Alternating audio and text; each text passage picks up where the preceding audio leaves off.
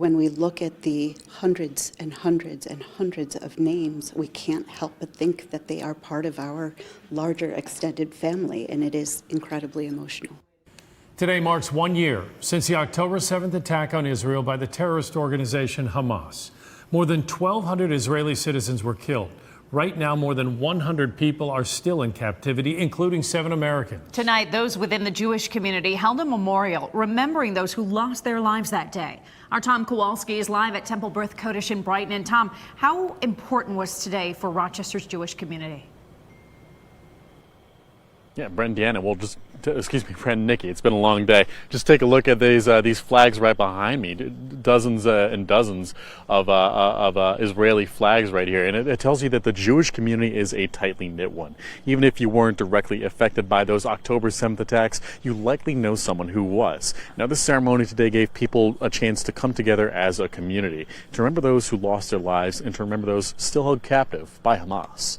1,200 names it's overwhelming. Hundreds within the Jewish community gathered at the Temple B'rith Kodesh this evening, honoring those who died and calling to bring home those still in captivity after last year's October 7th attack in Israel. So the room you're in is a tribute to the massacred at the Nova Music Festival, Ofakim, all of these kibbutzim or kibbutzes where people were murdered on October 7th. But the event that's taking place tonight is to memorialize not only all of those lives, but the lives of the soldiers that have been lost as they've been trying to rescue hostages and eliminate Hamas. Attendees say you don't have to go far within the Jewish community to find a person who lost someone during the attacks. We haven't lost anyone personally that I know, thank God, but a friend lost somebody that she had sort of adopted as she had visited Israel, became a friend to him. However, there was a boy who converted to Judaism, and he did get killed,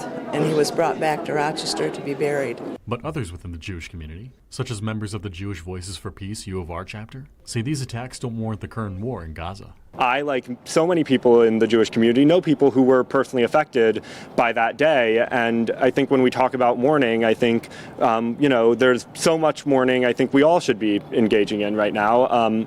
However, what I can't allow myself to do, and what really pains me to see, is when that mourning is used to justify other loss of life, when that mourning is used to argue for more killing, because really what we should all be striving for is an end to the violence. Now, the JVB is calling on national leaders to enact an embargo on arms sent to Israel, and they're also calling on international leaders to call on a ceasefire to Gaza immediately. From Temple B'rith Kodesh, Tom Kowalski, News 10 NBC. Thank you, Tom.